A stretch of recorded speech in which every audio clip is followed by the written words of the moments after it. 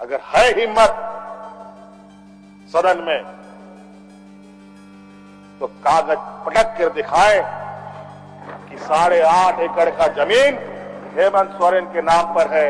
अगर होगा मैं उस दिन से राजनीति से इस्तीफा दे दूं। मुझे पता था ये मुझे भी 5 साल पूरा करने में रोड़े अटकाएंगे। मैं BMW कार में घूमता हूं, उसमें भी इनको तक बैकडोर से हमला करते हैं, पीठ पर हमला करते हैं। मैं आंसू नहीं बहाऊंगा, आंसू वक्त के लिए रखूंगा। हम जंगल से बाहर आ गए, इनके बराबर बढ़ गए तो इनकी कपड़े मैले होने लगते हैं। इनके एक एक सवालों का जवाब और एक एक इनके षड्यंत्र का जवाब वक्त आने पर बड़ी माकूल तरीके से दिया जाएगा। हम लोगों ने सर झुकाकर चलना नहीं सीखा। हमारी पूरी पार्टी और पूरा गठबंधन दल आदरणीय चंपा सोरेन जी को समर्थन करता है और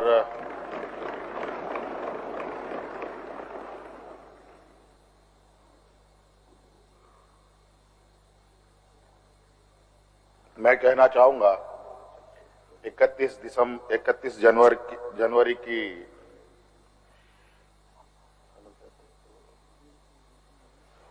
जो काली रात, काला अध्याय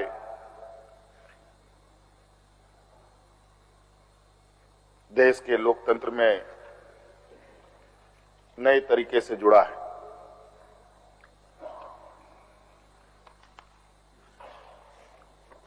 इकतीस तारीख रात को देश में पहली बार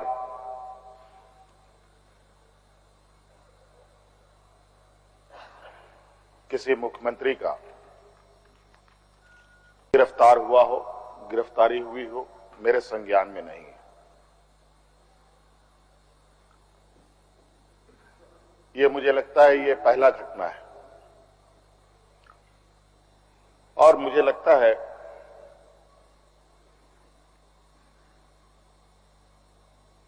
इस घटना को अंजाम देने में कहीं ना कहीं राजभवन भी शामिल रहा है।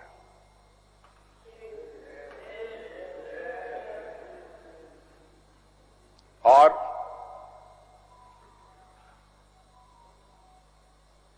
जिस तरीके से ये घटना घटित हुई है, मैं बहुत आश्चर्यचकित हूं।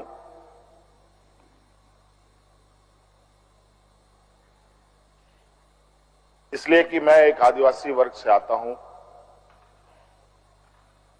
नियम, कायदे, कानून की जानकारी का थोड़ा अभाव रहता है। बौद्धिक क्षमताएं अभी हमारे विपक्ष के बराबर हम लोगों की नहीं है, लेकिन सही गलत की समझ तो हर इंसान भी रखता है, हर जानवर भी रखता है।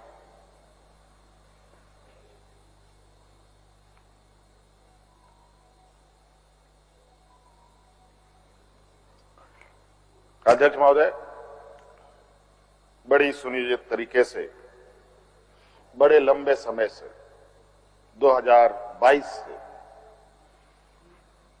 31 तारीख को दिए गए अंजाम की पटकथा लिखी जा रही थी। बड़े तरीके से उस पकवान को बहुत धीमी आंच में पकाया जा रहा था, लेकिन ये इनकी जो पकवान है ये पकने को तैयार नहीं थे। लेकिन इन प्रकार इन्होंने इस आधे अधूरे पकवान को अपने लिए परोसा और बड़ी सुनियोजित तरीके से मुझे अपनी गिरफ्त में लिया है। बड़ा सुनियोजित तरीके से अनेकों कालखंड को देखेंगे अध्यक्ष महोदय, जो इन आदिवासी, दलित, पिछड़े, अल्पसंख्यक के ऊपर अत्याचार हुए हैं, वो अत्याचार अध्यक्ष महोदय नए नए चेहरे, नए नए शक्ल, नए नए रूप में दिखते रहे हैं। आज उसी का जीता जागता उदाहरण 31 जनवरी को देखने को मिला है।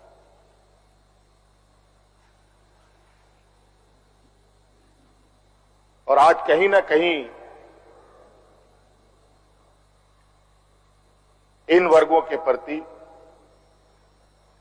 जो हमारे सत्ता पक्ष की घृणाएं हैं, ना जाने इनकी घृणाएं इतनी, इनको ताकत कहां से मिलती है, ये हमारे समझ से परे है।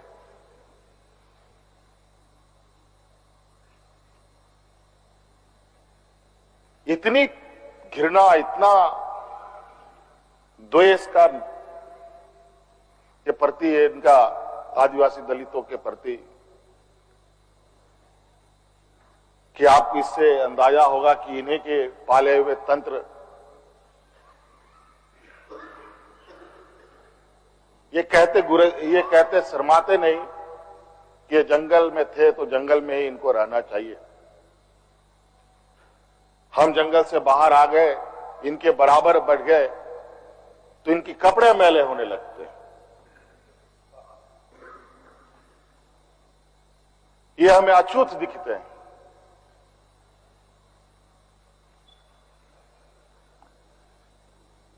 और इन्हीं विडंबना को तोड़ने के लिए हमने एक प्रयास किया था अध्यक्ष महोदय,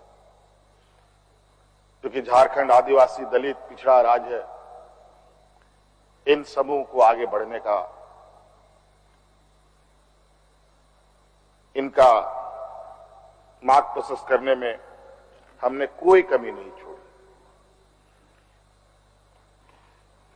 इनका बस चले तो हम अभी भी जंगल में जाकर के वही 50-100 साल पुरानी जिंदगी में जिए।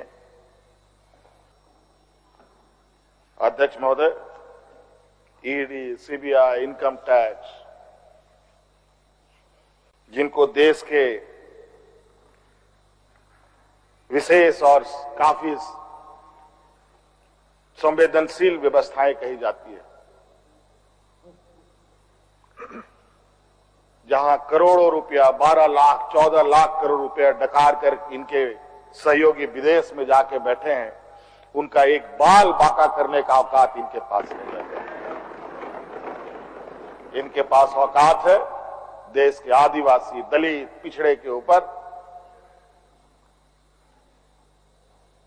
और बेगुनाह लोगों पर, और उसमें भी गुनाह किया हो तब की बात तो अलग है, बेगुनाहों पर अत्याचार कर। आज मुझे किस लिए अरेस्ट किया गया अध्यक्ष महोदय? 8.5 एकड़ जमीन के घोटाले पर। अगर है हिम्मत सदन में तो कागज पटक कर दिखाए कि 8.5 एकड़ का जमीन हेमंत सोरेन के नाम पर है। अगर होगा मैं उस दिन से राजनीति से इस्तीफा दे दूंगा। अध्यक्ष महोदय, जब राजनीतिक रूप से ये नहीं सकते हैं तो ऐसे ही बैकडोर से हमला करते हैं, पीठ पर हमला करते हैं। अध्यक्ष महोदय, मैं आंसू नहीं बहाऊं, आंसू वक्त के लिए रखूंगा। आप लोगों के लिए आंसू का कोई मतलब नहीं। आदिवासी दलितों का, पिछड़ों का, आदिवासी के आंसुओं का कोई मोल नहीं। वक्त आने पर हम इनके एक एक सवालों का जवाब और एक एक इनके षड्यंत्र का जवाब वक्त आने पर बड़ी माकूल तरीके से दिया जाएगा। एक्चुअली दुर्भाग्य है अध्यक्ष महोदय इस राज्य का, तथाकथित हमारे राज्य के ही कुछ लोग जो ऐसे सामंती विचार वाले के चरणों में जाकर के झुककर उनकी सेवा और पूजा अर्चना में लगे। नहीं तो इस राज्य की इतनी दुर्दशा नहीं होती अध्यक्ष। राज अलग हुए 23 साल हो रहे हैं, 24 साल हो गए अध्यक्ष महोदय। किसने सबसे अधिक राज किया इस राज्य में? ये मुझे बोलने का जरूरत नहीं है, किसी को बताने की भी जरूरत नहीं। सब अपने गिरेबान में देखें, सबको पता चलेगा कौन कहां बैठा, किसने क्या काम किया। घोटाले इनको 2024 से ही नजर आ रहे हैं, 2000 से नजर नहीं आ रहे, 2019 से ही इनको नजर आ रहे हैं। आज ये नहीं चाहते अध्यक्ष महोदय, देश का आदिवासी, दलित, पिछड़ा, अल्पसंख्यक देश के सर्वोच्च स्थान पर पहुंचे। ये नहीं चाहते कि ये जज बने, ये नहीं चाहते ये IAS IPS बने, ये नहीं चाहते ये राजनेता बने। इन्हीं के साथ बैठे लोग हैं। इन लोगों ने भी आदिवासी नेता बनाया था मुख्यमंत्री। बता दीजिए इन कितने आदिवासियों ने 5 साल पूरे किए। और मुझे पता था कि मुझे भी 5 साल पूरा करने में रोड़े अटकाएंगे, और नतीजा ये हुआ आखिरी सांस तक कुछ भी करो 5 साल पूरा नहीं होना चाहिए, रिकॉर्ड में नहीं लिखना चाहिए, रजिस्टर में नाम नहीं आना चाहिए। बस यही। अध्यक्ष महोदय, हम लोगों ने सर झुकाकर चलना नहीं सीखा। यही खासियत है आदिवासियों। लेकिन होता है कि सरसों में ही भूत है तो सारा भूत भागेगा का, माफ कीजिएगा, सरसों में ही भूत है तो भूत भागेगा का। यहां कुछ भूत ऐसे भी हैं जिसकी वजह से ये कठिनाइयों का सामना करना पड़ता है। बहुत प्रयास हुआ, जब हम लोगों ने अलग राज्य का परिकल्पना किया तब भी इन लोगों ने हंसी उड़ाई कि आदिवासी लोग अलग राज्य लेगा। जब हम सत्ता में आए, आदिवासी सत्ता चला पाएगा, कुछ दिनों में गिर जाएगा। मैं हवाई जहाजों में चलता था अध्यक्ष महोदय, उसमें भी इनको तकलीफ। मैं 5 स्टार होटलों में रुकता था, उसमें भी इनको तकलीफ। मैं BMW कार में घूमता हूं, उसमें भी इनको तकलीफ। मैं तो कहता हूं, मैं फिर से कहता हूं कि आप लोग दस्तावेज लाइए सदन में, या आपने ईडी और सीबीआई को सपोर्ट कीजिए और कोर्ट में पेश करें। एक भी दस्तावेज अगर आप लोग निकाल के दिखा दें कि हमने 8.5 एकड़ जमीन हड़पी है, तो मैं उसी दिन राजनीति से संन्यास किया, झारखंड छोड़ के चला जाऊं। अब इनको नहीं मिला तो हमारे बीवी, बच्चों, परिवारजनों के खाता बही ढूंढने में लगे।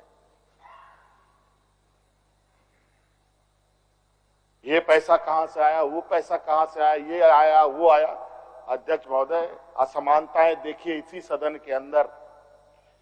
जो सरकार के द्वारा उपलब्ध कराए जा रहे ऋण, जो यहाँ के आदिवासी विधायकों को कितने वर्षों के लिए मिलता है और गैर आदिवासियों को कितने सालों के लिए मिलता है।